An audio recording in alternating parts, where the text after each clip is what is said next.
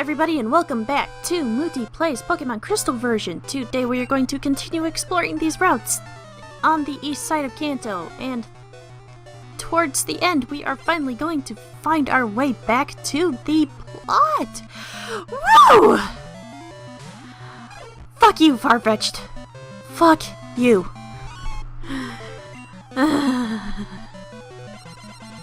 That thing. I hate its guts. You want to know why? Ho ho. Tune in for part 57. And you will see. Until then, fuck you, Farfetch'd.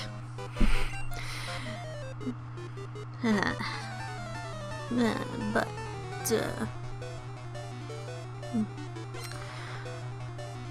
something kinda neat. Coming up soon, we are going to hit Route 12. Which, well, it does have one little thing special about it. Doesn't have too much special about it. It's just, a bunch of bridges in the water connecting from Lavender Town to, the route, south of it, I suppose. But, one thing that is noteworthy about Route 12 is that, because it's mostly bridges on water, most of the trainers that you're gonna find there, in fact, I do believe that it's actually all of the trainers that you're gonna find there, are fishers. And, because fishing is a sport that takes patience and,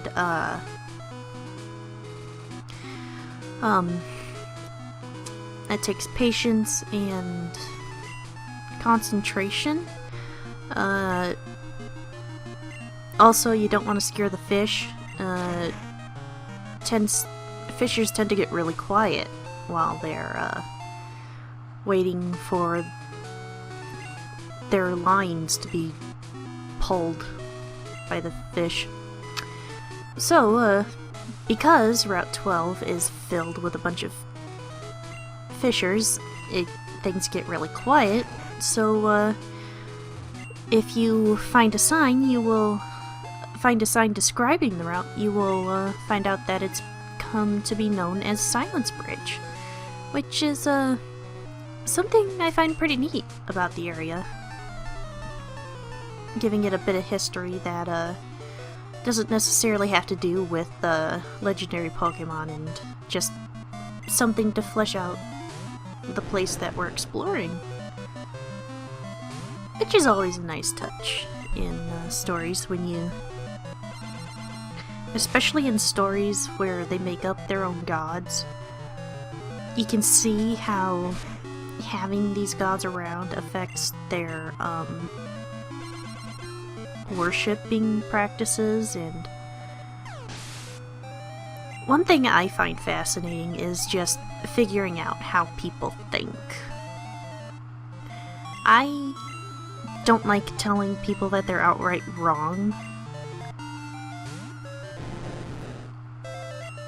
I don't tell people that they're wrong, I just tell them that their sources are incorrect, or something else along the lines, because, I understand that sometimes, your information can be a little bit, you can get your information from the wrong sources. Like, you go on the internet to write a paper on rare species, and, you've never been on the internet before, so you don't know how to spot, fake sites from, well, sites that are just blatantly trolling. Well,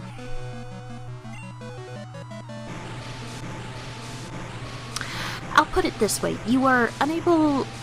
Say you stumbled on the Onion, you probably would have thought that, it was an actual news source if you weren't terribly sharp on spotting things that are fake, no matter how ridiculous they may seem. For instance, there's this one site out there that goes into detail about the rare and nearing extinction tree octopus. And, I haven't personally looked at this site all that often. And, here, finally, after all this time, if you talk to this guy, you get the super rod, which lets you catch the best fishes. Yay! Which, by the way, side note, in Gen 4, for some reason, they decided that, anywhere you could catch a Magikarp with an old rod, you should be able to catch a Gyarados with a super rod. So,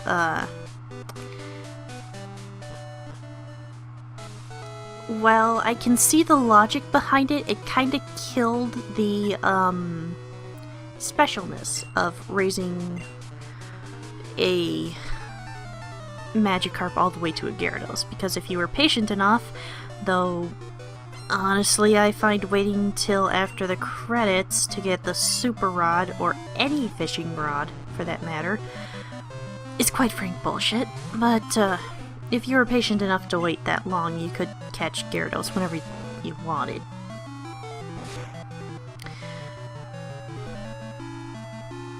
So, yeah. Weird little thing. Huh. But, let's see, where was I? Oh yes, the, tree octopus. There is totally a site out there dedicated to this creature called the tree octopus. And I think he's supposed to live in the rainforests or something. But, yeah, it has these pictures that, I haven't been there, so I don't remember what the pictures look like, but one of my teachers in school did show me the site as an example of a fake website. And, or at least an unreliable website, I should say.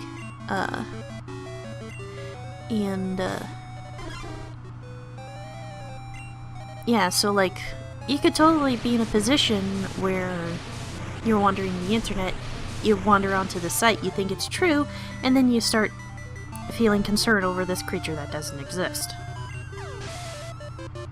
So,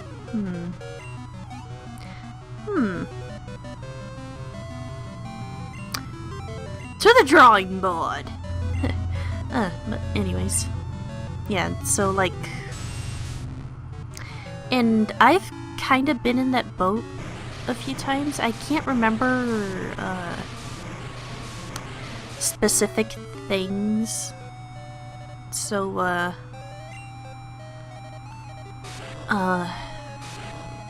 but I swear there was something that I honestly believe was the truth for a time, but then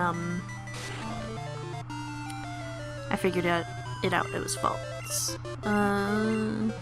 You know what, I'll go to the Legend of Zelda franchise. Now,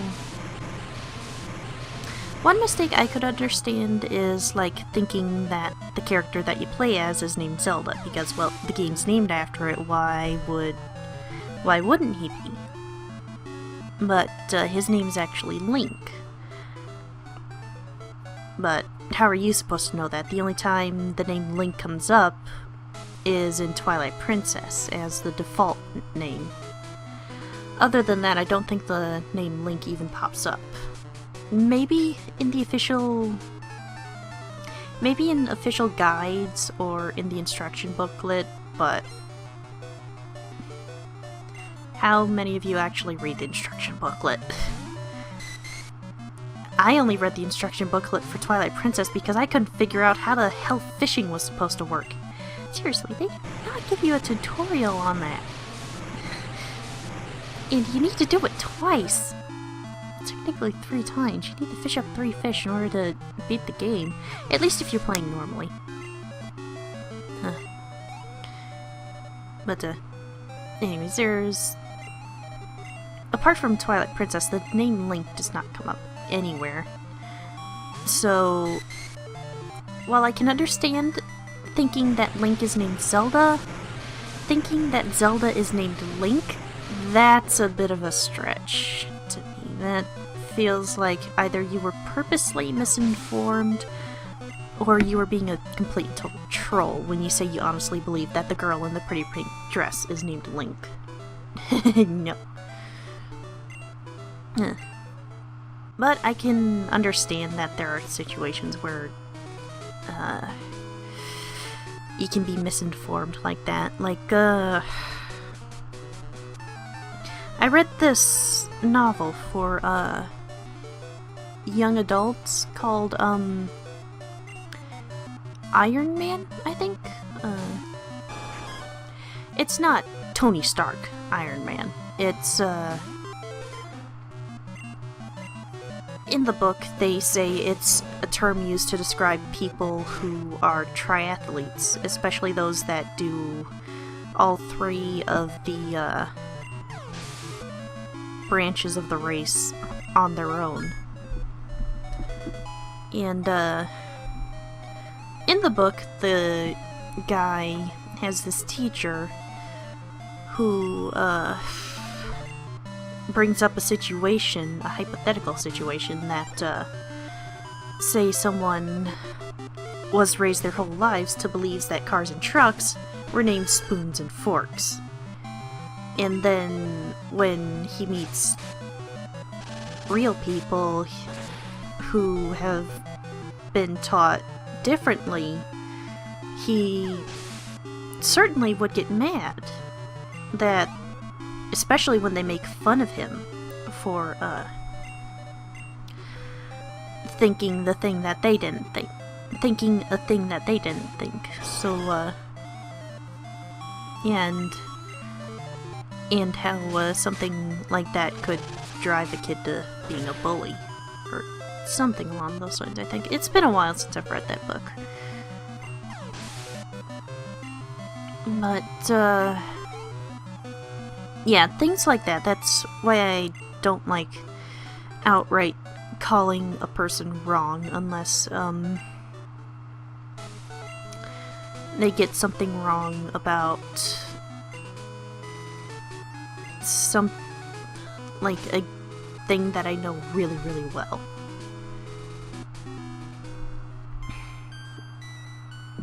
Like, say they thought that Bulbasaur or Ivysaur evolved into Venusaur at level 36. I would tell them they're wrong, but not in those words. I would say, no, Venusaur evolves at level 30. Ivysaur evolves at level 32. That sort of thing. And,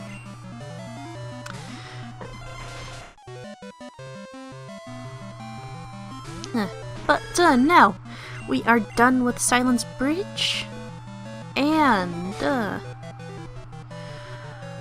we are actually heading towards the thing that will help us progress through the rest of the region, because, well,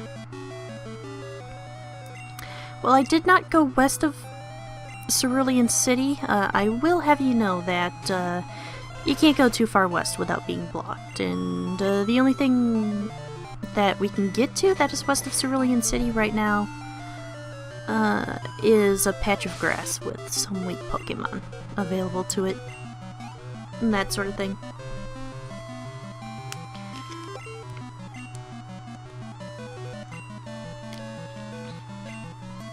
So, not much terribly worth,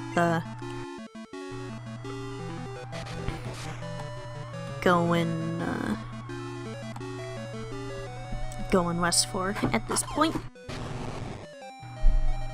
But we will be able to go back to that route to explore the part that we actually can explore. So, yay! Now, One thing about the route we're on, when I was a kid, playing Gen 1, there was a construction worker, I think, on this route, and, he said to be cautious of power lines or something along that effect, and,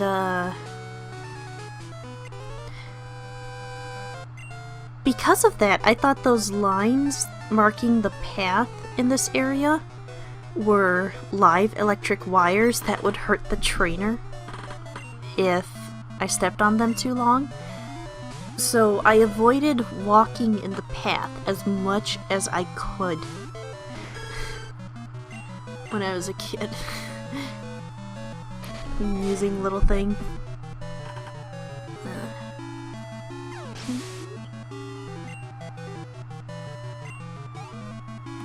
Fine, I'll just close that.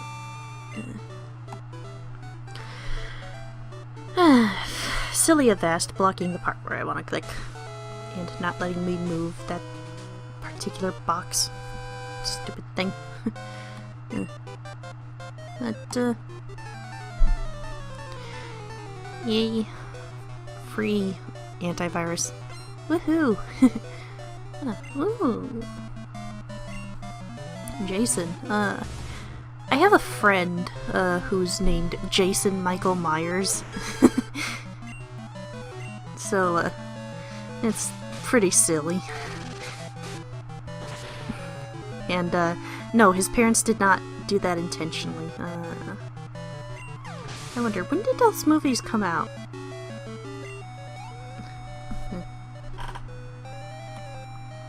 But,